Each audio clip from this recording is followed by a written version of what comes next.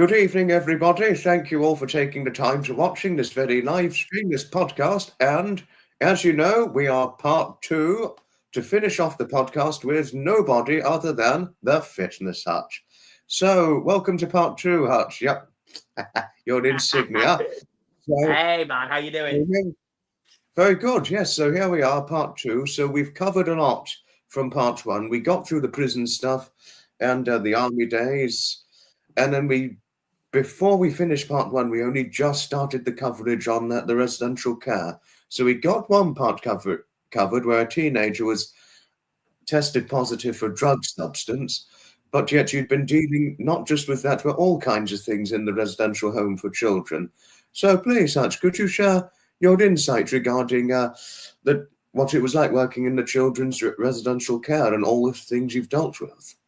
Yeah, so I guess it's like a bit of a forgotten world. Is residential care. There's so many homes and there's so many kids in care, and I don't think people quite realise how serious it is. And it's right across the UK. So in my area in Lincolnshire, I mean, in a sort of a 15-mile stretch between here and getting close to Norfolk, there was like 25 homes, and these homes have up to 5 or 6 kids in them, and it's just horrendous. And I don't think people realise quite how serious it's got, and I don't feel like we protect the youth of today, because most of them are coming from like gang-related culture. A lot of them are coming from cities. I worked with a lot of kids who were from London or Manchester or Liverpool or Birmingham, who had just been recruited into gangs as real youngsters.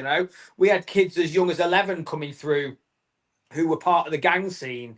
And they've just never really had any parenting at all. They're just allowed to go and do what they want, and it's such a hard industry to work in. It really is. And I could imagine so. It sounds it, but gosh, it just exposes the lack of rightful discipline to just allow children to go off into a gang, do what they want. It Yeah, exposes the real lack of parenting. I think there is that, but I think also inherently there's a problem in the UK. Like we removed discipline from schools, and we got rid of youth clubs, and we scaled down on the police. When I was a kid, the local copper in my village scared the shit out of me. Like he's PC Harry Ray, his name was, and he was a really nice bloke, but you wouldn't have caused any problems. You would never chat back to your teacher in school. Like, and I think nowadays, I think kids do, and I think they get away with it because people are too afraid to instill some discipline.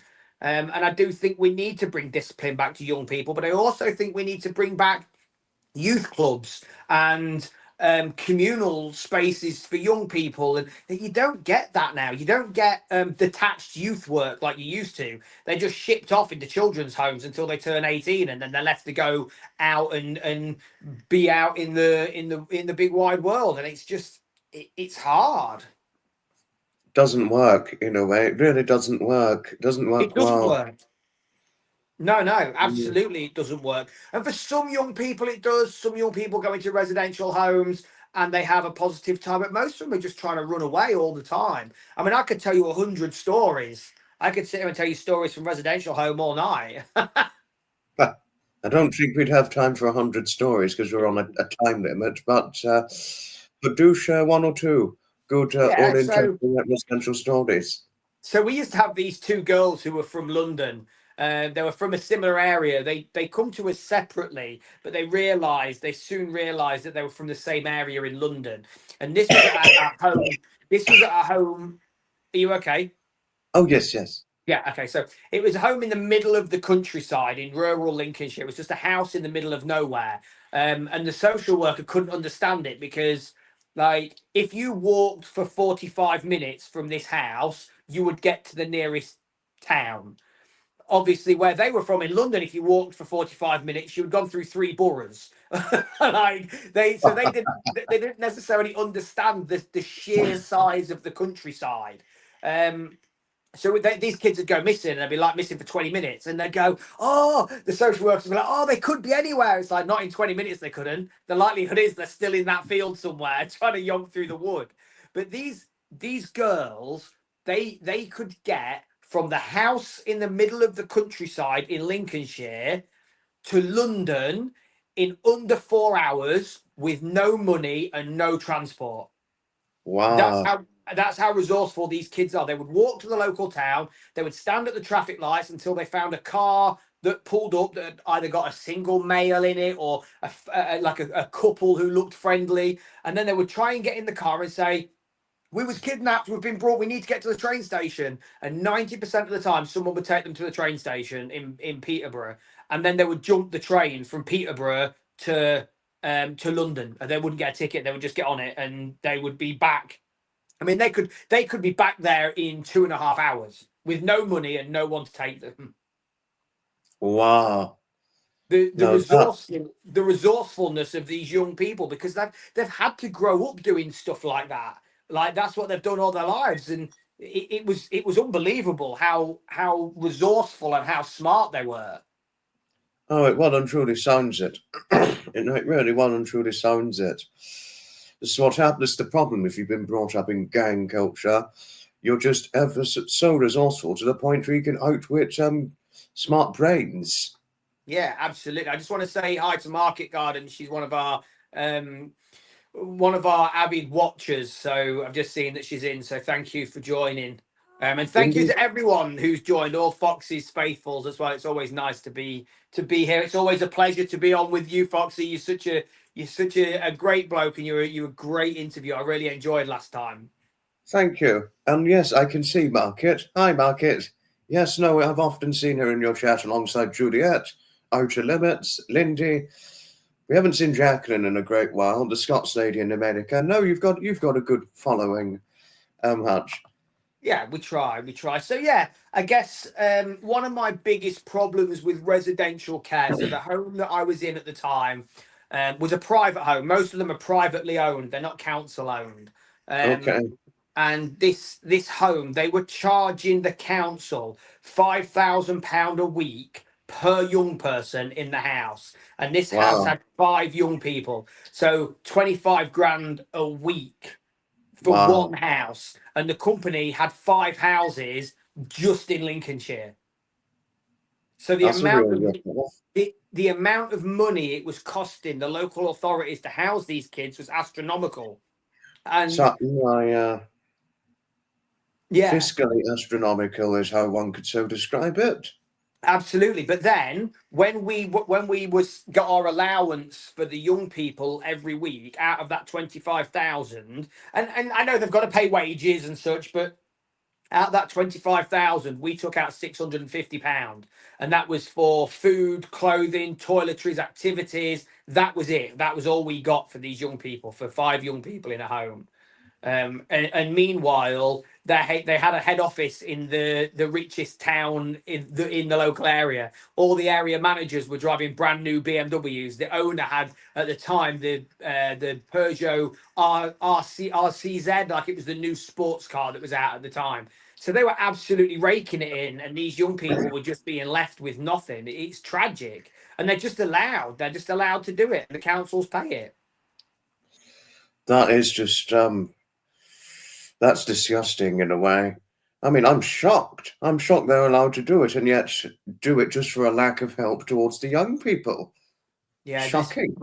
There is such, in my opinion, there is such a disregard for these young people from senior management in these places. They make out they're doing it for the good of the young people, but they're not. The homes are always understaffed. The staff are always really stressed.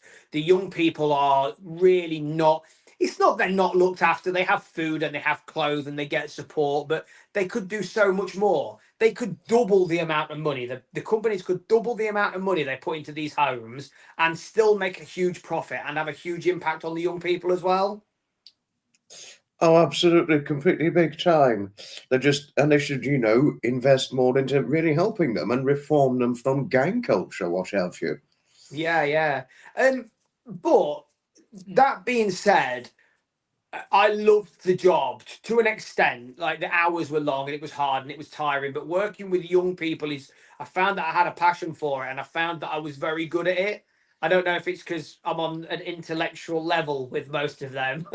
I don't know if that was it, but I just had a natural ability to be able to build positive relationships with the young people, and I very rarely got any kind of trouble from them. Like whenever I was in, I tried my hardest to make the day as fun and as as full of life as I could do, like I would do in one of our lives, Oh, just yes, try yes. and I just connected with these young people really well, and I found I had a natural talent for it, which is why I've worked with young people for about 15 years now. Well, I did until I quit last week. Yes, no, and but very interesting story. Well done for exposing the rogue element in these residential homes, which is obviously nothing but the truth, even though I didn't believe it, but I believe it now from your story. So you worked in the residential children's home, which was housing children 11 to 18. And when did you go next to the youth work? Because you went to a youth centre, not youth club, but the So youth centre, was it? no, so I did that for a few years, but it eventually took its toll because of the shifts. You would work a full 24-hour shift, and at 11 o'clock at night, that's when you'd have a sleep, but you didn't get to sleep because the young people would just be up all night causing problems. So, and if the staff didn't turn up the next day, you had to stay. So you could end up working 48 hours. There were Wow. long, and that could be 48 hours of restraining young people, of following them around the town when they've absconded, or it's full on really hard work. So I just couldn't do it anymore. It was taking a toll on me. It was taking a toll on my family. So I left that, and I actually went into working in a youth homeless sector. Oh, yes, That it was was youth homeless. yeah, Now, that now I was remember. that was the next. Yeah, it is in Lincolnshire. Um, where did Paul grow up? Yeah, Lincolnshire, the east coast of Lincolnshire. So yeah, I went to a youth homeless project, housing 16 to 18-year-olds who otherwise would be homeless. We had 10 flats, and I went in there just as like a sessional, like a temporary worker, just to give me something to do, because I didn't want to completely retire.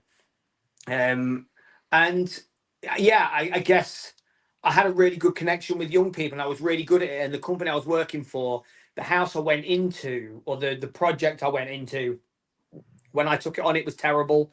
It hadn't been looked after. The manager wasn't great. And within sort of 18 months of going there as a part-time sessional worker, I ended up as the manager, because I got a lot of experience working with young people, and I was putting a lot of things in place there that they had in place at residential homes to make life better for the young people.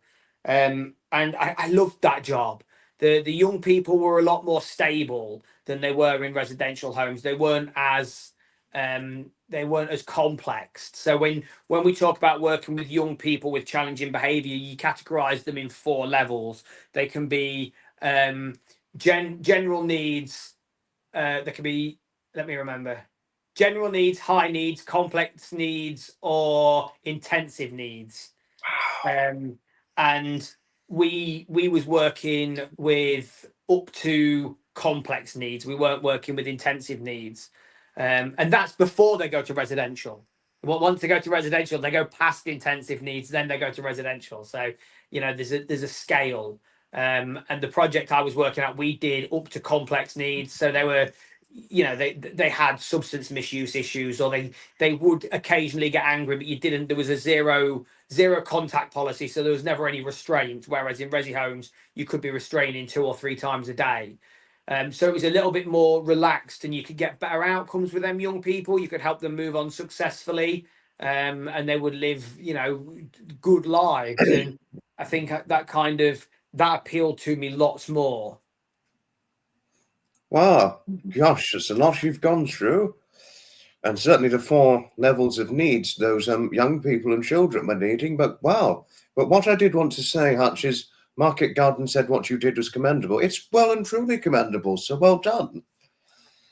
I think I appreciate that. Thank you. And thank you to Market Garden. I've just seen a comment from Outer Limits that I will get to in a second. You haven't missed too much. We're not doing long anyway, Outer Limits, so you're fine. No trouble at all. So, like everything we've done, I know I've talked about this about the military and the prison service, and you're employed to do a job, so you do it. I never really did it for the kudos of doing it. I did it because helping other people makes you feel good. Like it does. It releases a chemical in your brain. I can't remember what it's called now, but it will come to me. Releases a chemical in your brain that makes you feel good. No, it's not serotonin. There's another one.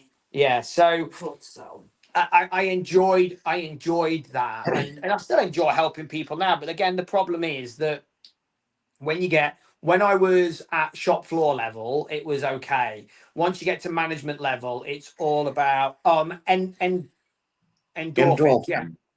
Endorphin.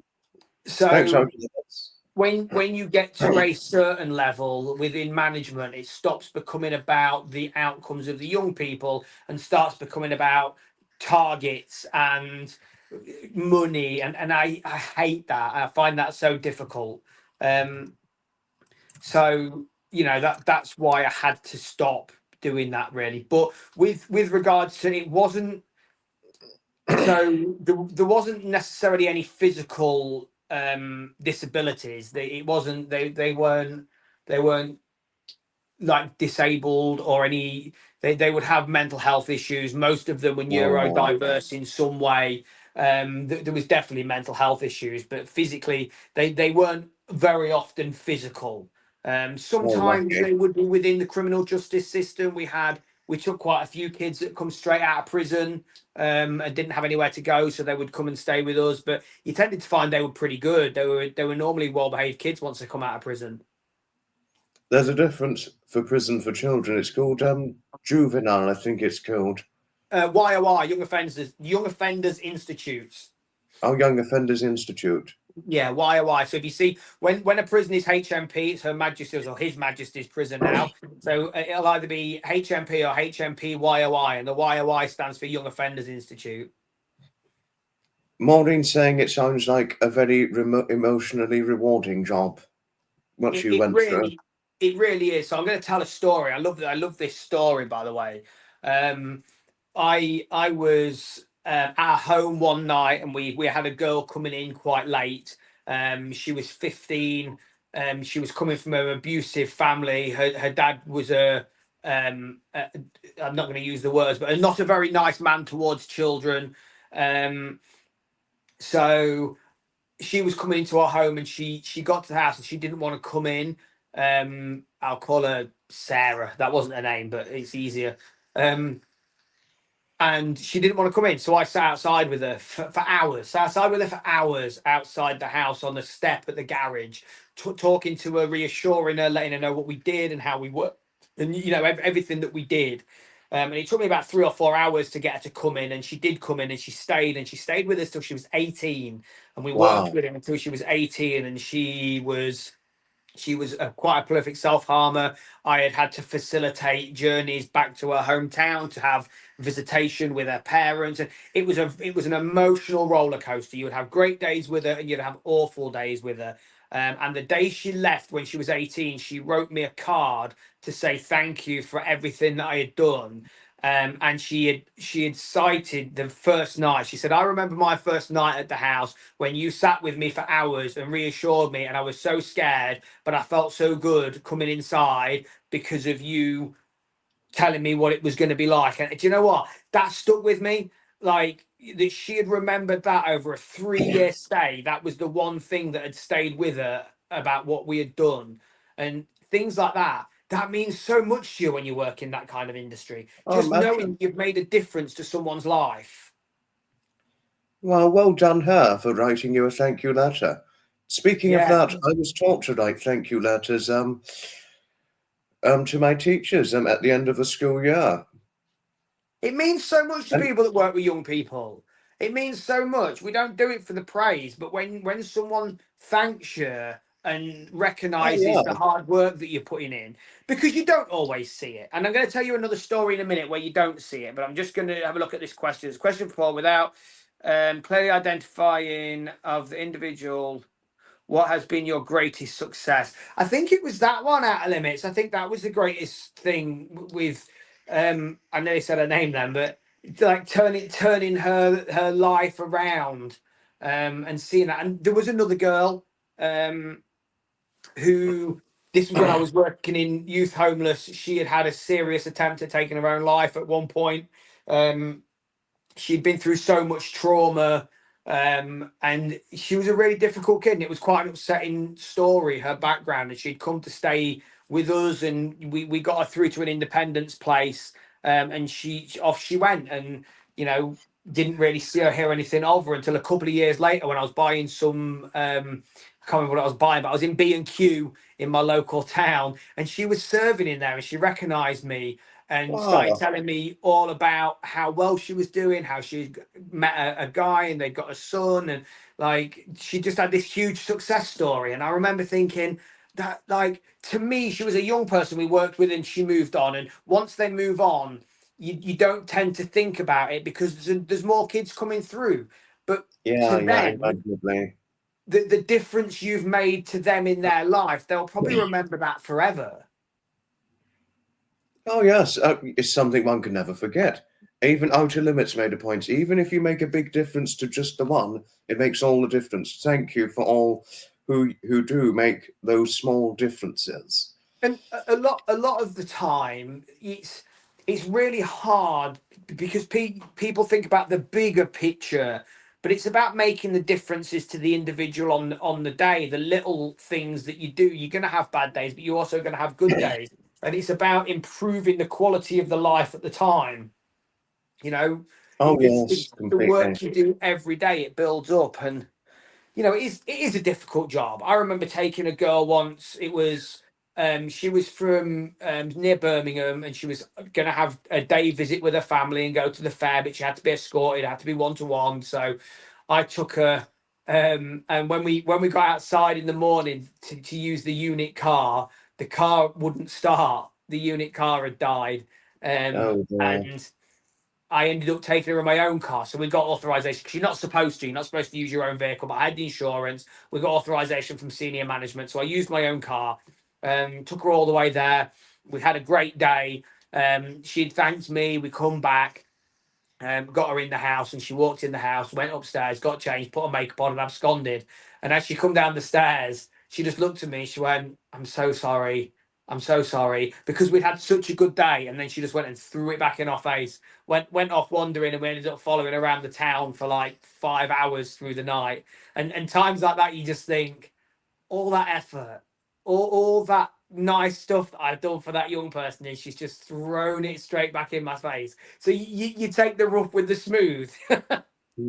Yeah, as one could imagine, yes. But now that we've covered quite a great bit of working in the residential care and the youth homelessness, could you please tell me how the Fitness Hutch gymming group began? Because everyone will be interested to know. Okay, so it really started, I think, with a day away working. Oh, sorry, just let me move my foot from sat on my foot. A day work. I did a day camp with Ant Middleton. We did a thing called Mind Over Muscle Day Camp. And he talked about taking 2 steps. Just take 2 steps towards your goal, 2 steps towards what you want to do. And I'd always so when I was working in this was while I was working in youth homeless. I had set up a gym at the house we was at, and they wouldn't let me train the young people because I wasn't qualified. So the company paid for me to do a qualification, a level 3 personal trainer course, and I'd always talked to Mel about setting up a gym at the house. And after I'd been to the Ant Middleton thing, and he talked about taking 2 steps, I was like, you know what, I'm just going to take 2 steps towards having my own gym. So we went out and we put the base down in the back garden that weekend. Me and Mel did it. We laid the base for the building, and then we bought the building, and we just started moving towards it. And I guess it just kind of went from there. You know, we put the base down, we got the building, we bought the equipment, and then I was training there on my own. And then a couple of friends said, "Oh, can you show us a few exercises?" So I did that. Frugal Stew really got me into training people. Frugal Stew had been watching the stuff I'd been doing on YouTube and said, "Oh, can you help me out?" And it just kind of went from there. Lockdown. And yeah, so obviously we had lockdown, so then I was doing more stuff at home and over the internet for people, because that's all you could do, and it just kind of grew from there, really. And a couple of weeks ago I decided it's time to go full time. I don't want a corporate job anymore. I don't want to be answering to anybody. I don't want to be, doing cut targets and earning money for other people, when actually I can make a real difference to people's lives by coaching them and helping them improve their lives. Wow. Wow, that's definitely explaining the interesting showcased beginnings of the Fitness Hutch gymming group. Very, very interesting. And since you went full time, if I may ask this biggest question, what is the future of the Fitness Hutch gymming group, and how would you see the future sustainability going forward? It's hard. Business is hard. Being a businessman is hard, essentially. So I don't call myself unemployed at the moment. I am a self-employed personal trainer and entrepreneur. So that's my title. And I'm just taking one day at a time. I'm just, at the moment, I'm looking for my next client, and I'm always looking for my next client, the next person that I can train either online or face to face, whether it's health, fitness, nutrition, well-being, mental health. The aim is to help people improve their mental health by improving their fitness, their well-being, and their mindset. Working on their nutrition and their sleep also. So that's the goal. And I would love to have 100 clients. If in a year's time I've got 100 clients, that'd be amazing. I want a clothing line, so I've got my own t-shirt on now, actually. So I've got my own t-shirt on. So I would love to have a fitness clothing line, and also my own supplement line. That's where I would like to see the Fitness Hutch being. I would like it to be a recognizable brand across the UK and beyond. Would you ever like a Fitness Hutch fleece, by all means? Yeah, I can. To be fair, I could just get one now. I've got a drop shipping company that's doing my stuff for me. I design all the logos, and I can just put the logos onto so I could have tracky bottoms, I could have hoodies, I could have vests. I could do it all now. I've just got to put the designs together and have them on my website. So it's just taking a little bit of titivating at the moment. So yeah, it's a busy time. It's an uncertain time, because obviously I only earn money if I get clients, and at the moment I'm not getting very many clients. But it's a work in progress. We're building, and I think a lot of people think they go into business and they're making £10,000 a month straight away. It's not like that. You've got to work it. You've got to keep doing your social media. You've got to keep your profile up. Oh yeah. You've just got to keep going and constantly try. That's how one does it, as per the growth of the business. Outer Limits is just suggesting, do you have a large employer, upwards of 200 staff that you could offer your service to? Actually, do you know what? Outer Limits, is funny you should say that, because I had a conversation with a guy yesterday who said exactly the same thing. Start reaching out to local businesses and offer some freelance health and fitness, because obviously businesses, they lose a lot of money through people being off sick. If you can help people improve their mental health and physical health and stop them from being off sick, you can save companies a lot of money. So it's definitely something that I'm going to look into. I think it'd be an excellent thing to look into. Certainly instrumentally useful. Yeah, absolutely. So yeah, the big ideas are there. Maybe you should add some mint to elevate your business. Maureen. Good suggestion.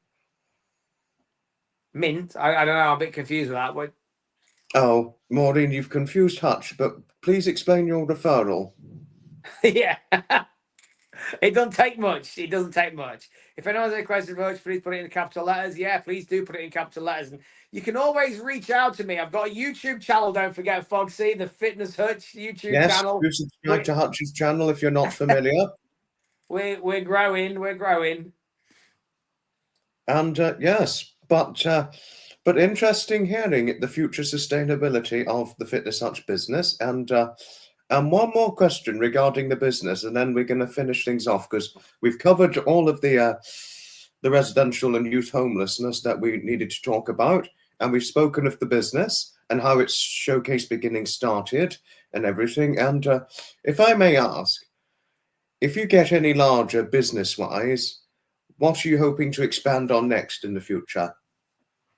I haven't really thought past, so I would love to have a kept wife. Yeah, Mel wants to be a kept wife. Mel wants to give up work. No, I would love to have a project. So I've got this great idea for a project, but it needs funding.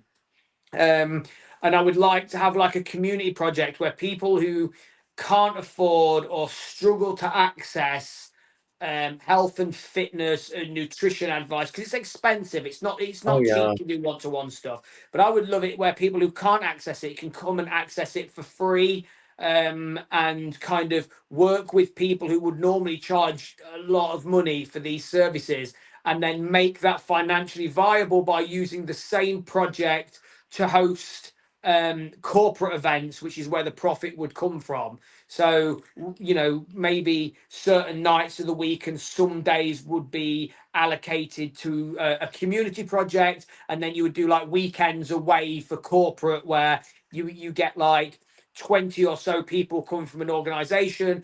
Organizations will pay 250 to 500 pound a head for something like that. So the money that you make from the corporate world gets put back in to fund free health and fitness for underprivileged people within the area.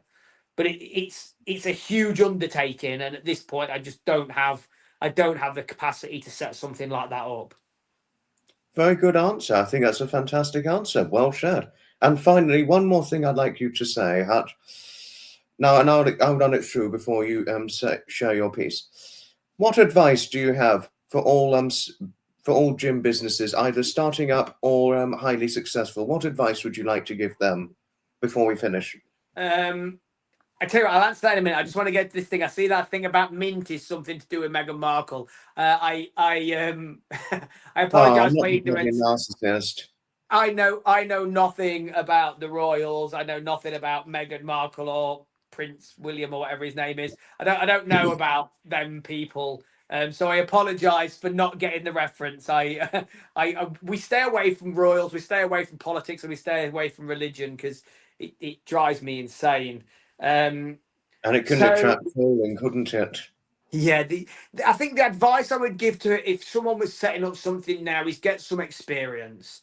Get some experience in the industry. There's so many young fitness influencers coming through, and they think because they've been working out in the gym for 6 months that suddenly they know everything and they can help people, and they just don't know enough. They don't have enough experience in the industry. And that's huge. Knowing your audience and knowing who you are training is massive. And also being able to work with people.